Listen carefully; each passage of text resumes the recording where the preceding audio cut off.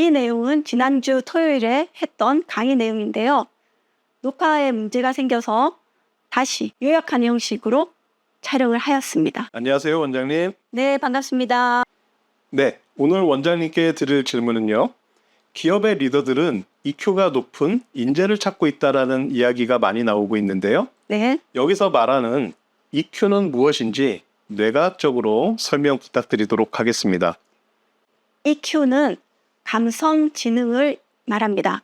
감성지능이란 자기와 다른 사람의 감성을 이해하고 관리해서 긍정적이고 생산적인 관계를 구축하는 그러한 능력을 의미합니다. 그래서 이러한 EQ를 높이는 기술은 4가지로 구성이 되어 있는데요.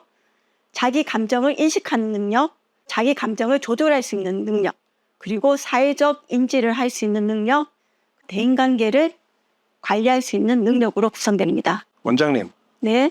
자기 감정은 자기가 알고 있는 것 아닌가요? 네, 보통 자기 감정을 자기가 잘 알고 있다고 생각을 하는데요. 제가 90년대 약 10년간 진행되었던 감성공학 프로젝트에 참여하면서 느꼈던 부분이 있습니다. 저희도 대상자들이 자기 감정을 잘 알고 있다고 생각을 했습니다. 그런데 자기의 감정을 표현하는 주관적 평가, 점수를 기반으로 해서 어떠한 특징을 추출하려고 하는데 계속 연구가 실패하는 거예요. 일관성이 없게 나오는 겁니다. 그래서 그 대상자들한테 주관적 평가한 그 자극을 그대로 주면서 다시 한번 자기의 감정을 평가해 보라고 했더니 이러한 결과가 나왔는데요. 첫 번째 질문한 게 보라색이고요. 두 번째 질문한 결과가 자주색입니다.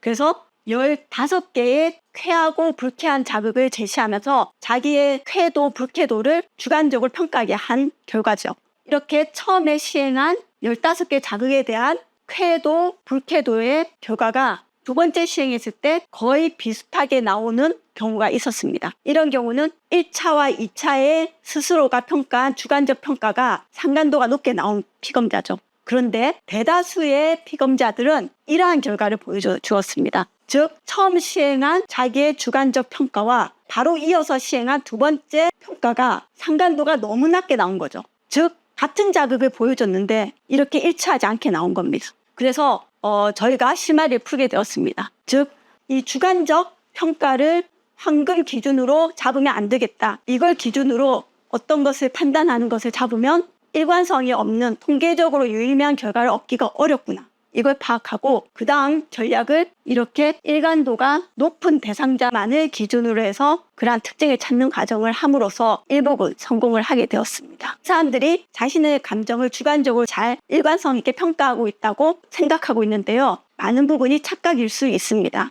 그렇다면 감성 상태는 어떤 요소들에 의해서 구성되어지나요? 네, 이 그래프를 보시죠. 이것은 러셀의 2차원 감성 평면입니다. 크게 2가지 축으로 구성이 되어 있습니다. 불쾌와 쾌를 의미하는 하나의 수평축가요. 그리고 우리가 각성, 이완을 결정하는 수직축으로 구성이 되어 있습니다. 그래서 우리가 어떤 자극을 받았을 때 이 자극이 얼마나 나를 쾌하게 하고 그리고 각성되게 하느냐, 거기에 따라서 점이 결정되어지는 그런 감성 평면이죠. 즉, 우리의 감성은 내가 거기에 대해서 저항하지 않고 수용하는 쾌한 정도와 그리고 그것에 대해서 저항하고 회피하고 싶은 그러한 불쾌한 정도에 따라서 한 축이 결정되어지고 그 자극을 받았을 때 그러한 상태에서 내 교감신경이 활성화되면서 심박이 빨라지면서 각성이 일어나는지 아니면 쭉 처지면서 심박도 느려지고 하면서 이완이 이루어지는지 이러한 2가지 축에 의해서 우리가 그러한 감성 상태의 이름을 붙이게 됩니다. 자, 대표적으로 볼까요? 우리가 어떤 자극을 받았어요. 그랬더니 막 저항이 됩니다. 불쾌해요. 불쾌한 상태지 하면서도 몸이 교감이 활성화돼서 각성이 됩니다. 자, 불쾌한 상태면서 각성이 되는 그러한 상태. 그때 우리는 그러한 상태를 불안하다 또는 화가 난다 또는 두렵다 이런 식의 감성 용어로서 범주화해서 표현을 하게 됩니다. 자, 그렇다면 똑같이 불쾌한데 만약에 몸이 축 처져요. 활성이 떨어지는 거죠. 그런 경우에는 우울하다, 슬프다, 무기력하다 이런 식의 부정적 감정 용어로서 우리가 표현을 하게 됩니다. 그렇다면 쾌하면서 몸이 각성됐을 때는 흥분되고 즐겁고 신이 난다 이렇게 되겠죠. 쾌하면서 이완되는 경우는 우리가 느긋하고 고요하다, 만족스럽다 이런 식의 감성 용어로 표현을 하게 됩니다. 이 감성 평면에 따르면 우리의 감성 상태는 굉장히 많은 표현으로 표현될 수 있는 구조입니다. 하지만 우리는 이것을 몇 가지로 범주화해서 표현을 하죠. 즉, 화, 불안, 두려움, 즐거움, 기쁨 또는 우울함 이런 식의 몇 가지 것만 대표적으로 표현을 합니다. 그래서 뭐 5, 6, 7점 같이 7가지로 표현하는 것도 있고 4가지 범주로 표현하는 것도 있고 또는 15가지 또는 20가지 이런 식으로 좀 더 세밀하게 표현을 하게 되죠. 그래서 감성은 몇 개로 구성된다 이렇게 단정 지을 수 없고요. 우리가 언어로서 어떻게 범주화했느냐에 따라서 감성은 분류되게 됩니다. 네, 원장님 설명 듣다 보니까요. 해로운 감성 상태가 있을 것 같은데요. 조금 더 구체적인 설명 부탁드리도록 하겠습니다. 네, 감성평면의 위에 있는 어떤 감정도 사실은 우리의 과거 경험 기반 학습된 그러한 배선에 의해서 나타나는 반응이기 때문에 무엇이 해롭다, 무엇이 유익하다 이렇게 단정짓기는 어렵습니다. 다 모든 감성들이 일어날 만하니까 일어난 것인데요. 문제는 그게 지속적으로 유지가 돼서 몸의 질병을 야기했을 때 우리는 그 감정을 해롭다고 표현을 하게 되고요. 부정적인 감성 상태가 신진대사 증후군과 성인병 그리고 정신질환들을 유발하기 때문에 해로운 감성으로 분류가 되고 있습니다. 대표적으로 우리가 불쾌하면서 각성이 일어나는 불안, 초조 이러한 경우는 우리의 뇌신경망을 불안정하게 만들고 자율신경의 교감신경을 과해성시켜서 자율신경의 균형을 깨기 때문에 이러한 상태가 지속되게 되면 그 고리 배선이 강화되어서 악순환으로 인해서 결국은 우리의 신진대사 체계가 틀어지고 그리고 면역력도 떨어져서 염증이 발생해서 여러 가지 질병이 야기되는 상태에 도달하게 됩니다. 그리고 이러한 우울이나 무기력 이러한 상태는 우리의 뇌 기능을 느리게 만들고 자율신경 활성도 전체를 낮추기 때문에 이러한 상태가 또 오래되면 점점 더 기능이 저하되는, 퇴화되는 방향으로의 악순환이 일어나서 그러한 관련 질병을 유발하게 됩니다. 물론 이러한 감성 상태가 이 원 안에 적절한 수준으로 있는 것은 괜찮습니다. 하지만 이것이 지나치게 이 원을 벗어나는 영역에 오래 머물게 되면 이러한 영역들이 일종의 질병 구간이라고 보시면 됩니다. 하고 각성이 높은 이러한 상태도 지속되게 되면 일종의 그 회로를 빠져나오지 못하는 중독의 상태에 이르기 때문에 우리 삶에 해로운 영향을 끼치게 됩니다. 결론적으로 이 원을 벗어나는 영역들은 너무 과도한 감정 회로 배선을 만들기 때문에 그 회로에 갇혀서 악순환이 될 수가 있습니다. 이런 경우에는 그 감정을 벗어난 다른 감정을 느끼기가 어려운 상태가 되기 때문에 여러 가지 질병에 노출되는 취약한 상태가 되는 거죠. 원장님 추가 질문 드리겠습니다. 네. 외부 자극에 대해 부정적인 감성 반응 비중이 높다면 해결 방법이 있을까요? 네, 중요한 질문인데요. 외부 자극에 대해서 예를 들면 외부 자극이 주어졌을 때 수용하며 받아들이고 또는 저항하며 받아들이는 게 어느 정도 이렇게 골고루 분포되는 어떠한 회로가 구성되어 있다면 괜찮습니다. 하지만 문제가 되는 상황은 이러한 동등한 자극이 불쾌 쪽으로 많이 편향되어 있는 거죠. 편향되어 있는 경우는 그 자극의 대다수는 어떤 자극이 들어와도 불쾌 쪽의 반응을 일으키는 겁니다. 저항하고 회피하고 거기에 대해서 부조화가 일어나는 반응이 일어나게 되는 거죠. 그러면 이렇게 구성한 경우에는 우리가 사회적인 생활을 할 때 들어오는 수많은 자극들에 대해서 다 불쾌하기 때문에 자기 안에서는 어떻게 보면 지옥을 경험하게 됩니다. 반대로 쾌한, 수용하는 쪽으로 많이 반응되게끔 회로가 구성되신 분들은 웬만한 자극들에 대해서는 다 수용을 하면서 긍정적으로 대응을 하기 때문에 훨씬 더 적극적으로 삶을 살아갈 수 있는 긍정적 회로만이 되는 거죠. 원장님, 부정적인 감성 상태를 긍정 또는 건강한 상태로 되돌릴 수 있는지 추가 질문 드립니다. 네, 좀 전에 말씀드린 이런 케이스죠. 이런 분들은 웬만한 외부 자극들이 다 저항되고 불쾌하게 느껴지는 그러한 부정적인 감정 상태로 쏠리게 됩니다. 그래서 이런 분들이 다시 회로를 정상화시키려면 자신의 과거 경험 기반으로 만들어진 이 감정 회로에 대한 오류를 수정해 나가는 과정을 밟아야 합니다.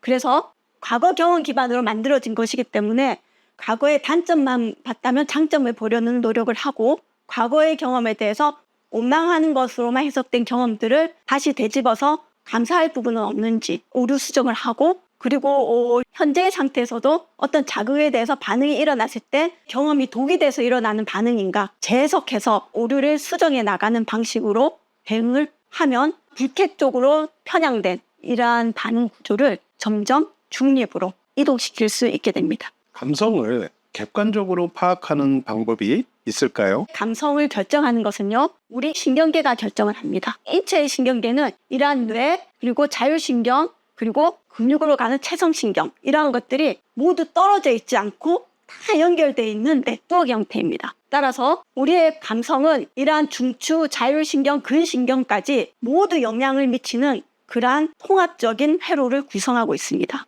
감성의 생리반응 도식도를 보여드릴게요. 우리가 오감을 통해서 어떠한 감각을 받아들이면 그 감각은 우리 뇌관 쪽으로 전달되면서 시상으로도 가고 감각 피질로도 가고 전두엽으로도 갑니다. 그래서 이러한 시상 쪽은 이런 교감, 부교감, 자율신경계 쪽을 영향을 미쳐서 우리의 그 불수의근과 수의근들을 제어하게 됩니다. 불수의근이란 우리가 의지적으로 제어하기 힘든 혈관 근육이라든지 또는 장기 근육들을 의미하게 됩니다.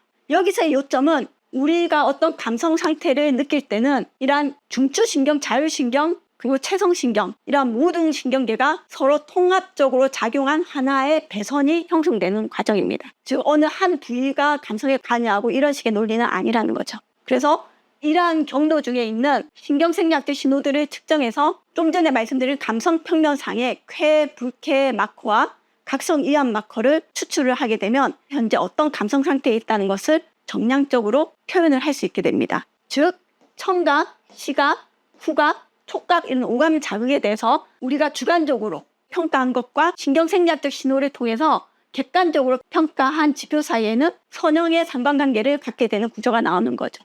마찬가지로 청각이 아닌 시각, 후각, 촉각이 들어오더라도 그러한 주관적 평가와 일치하는 그러한 객관적인 마커들을 추출을 할 수가 있게 됩니다. 객관적으로 평가하는 이러한 기술은 2020년도 리뷰된 논문에 의하면 분류 성능이 80%, 70% 이 정도 수준으로 상당히 많이 높아져 있음을 확인할 수 있습니다. 이것은 기존의 신호처리 기법과 또 AI의 학습 기법이 더 발달하면서 이러한 분류 성능들은 좀 더 높아지고 있는데요.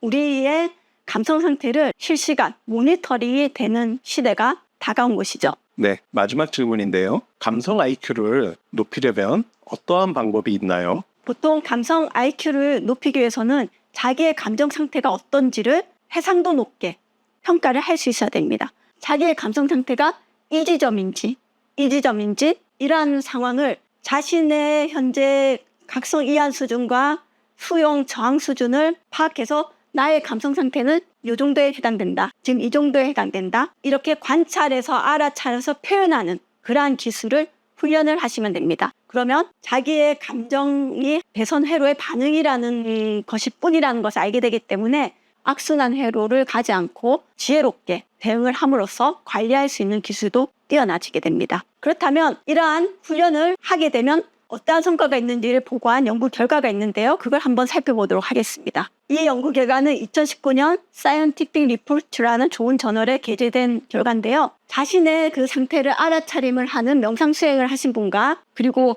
액티브 컨트롤 분이라고 해서 나름 이러한 분야에 뛰어나다고 판단되는 운동선수 간의 감성 관리 능력을 비교한 연구입니다. 대상자들에게 쾌와 불쾌 자극을 주었을 때 자기 상태를 관찰하는 명상을 하신 분들, 메디테이터 분들은 운동선수들보다 훨씬 적은 폭으로 감정을 평가를 하게 됩니다. 즉, 그 자극에 대한 감정의 반응의 강도가 조금 적은 폭에서 왔다 갔다 했다는 것을 확인할 수가 있는 거죠. 그리고 쾌, 불쾌 축이 아닌 어라우절, 각성 이한 축에서의 평가도 했는데요. 마찬가지로 운동선수들보다 명상가들이 훨씬 더 적은 폭의 각성 변화 수준을 보인 것으로 나타났습니다. 뿐만 아니라 수행 능력을 살펴봤을 때 운동선수나 메디테이터 분들은 그러한 반응 시간에 있어서는 별 차이가 없었고요. 하지만 명상가들이 오답이 적게 더 정확하게 반응을 한 것으로 나타났습니다. 자신의 감성 상태를 잘 인지하고 잘 컨트롤할 수 있는 능력이 생기게 되면 인지 성능, 인지 퍼포먼스도 좋아진다는 것을 암시하는 결과라 볼 수가 있겠습니다. 네, 오늘도 감성에 대한 뇌과학적으로 이해하게 된 유익한 시간이었습니다. 설명 감사합니다. 네, 감사합니다.